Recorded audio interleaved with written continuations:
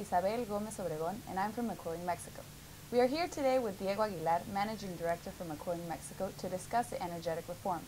As you may all know, these are crucial and important times for the future of Mexico in the energy sector. So, Diego, what does the reform propose?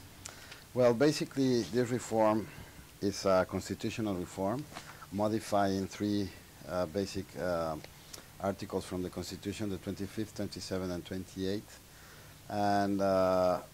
and incorporating new articles, 21 of them.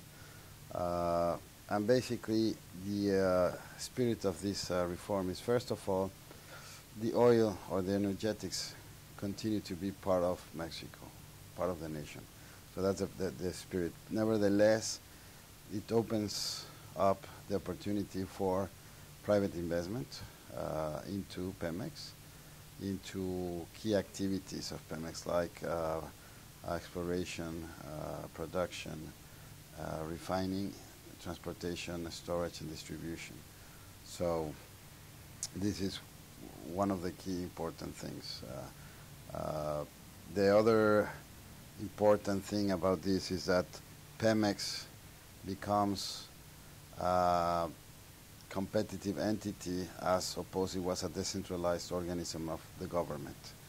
So Pemex will be an independent company now. Won't rely on putting all the profits that they have into the Mexican government, but Pemex will be able to reinvest its profits in technology and exploration and new field developments, so that the money doesn't go directly to the government, but it can go to reinvest and to grow, to expand. There's as well the creation of new organisms in this reform. We'll talk a little bit about them later. And there's going to be a sustainable production program where the promotion of new technologies and clean fuels is going to be promoted. Could you please explain a little more about these new entities that will be created? Well, basically, there's going to be three new entities created around this reform. One is the National Control for Natural Gas. The other one will be the National Center for Energy. And then the other one will be the Industrial Security and Environmental Agency for hydrocarbons. Those are basically the three new entities that will be created with this reform. Does the reform, what is the direct impact on the oil and gas industry and also on Pemex in particular? Well, basically this is, the impact is into Pemex basically. Pemex will change its structure, its way it works currently. First of all, for the first time since Pemex was incorporated in 1938, Pemex will have a board with 10 board members, which 5 of these members will be independent members and 5 will be government officials. Then another interesting thing about the new board is that there's not going to be any union member, which makes Pemex more as another oil major. They're more independent in their decision making, not relying or working with the government so close as it was in the past. Could you please explain the concept of autonomy on their budgets? Yes, as I explained before, Pemex will be totally independent, so they won't have to give all their profits to the government. They will have their own budget, and Pemex will decide where to invest, and as well it will pay taxes as any other company, but Pemex will never pay more than 4.7 of our GDP, so that the money is reinvested into the company.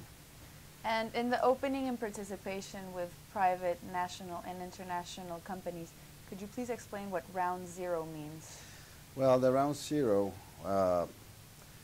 is where Pemex will determine where they want to invest.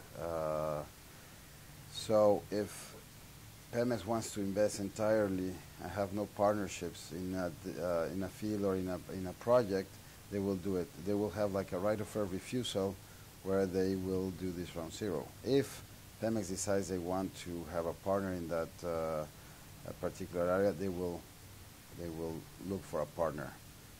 So that's basically round zero. It's like a right of first refusal where Pemex has the right of first refusal to develop a field, and then if they don't want to do it on their own or they want to incorporate partners, they're open to do so.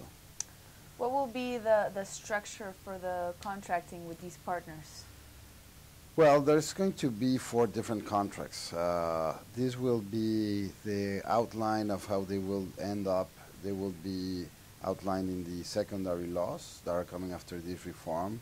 We hope to have these secondary laws put in place in the first quarter of next year, and those will be details. But basically those 4 contracts are services contracts, share profit contracts, shared production contracts, and licenses. Those are the 4 schemes of contracts that the reform contemplates. Concessions will not be allowed. Concessions will not be allowed.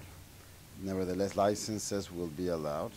As I said in the beginning, the spirit is that the oil or the energetics remain Mexican.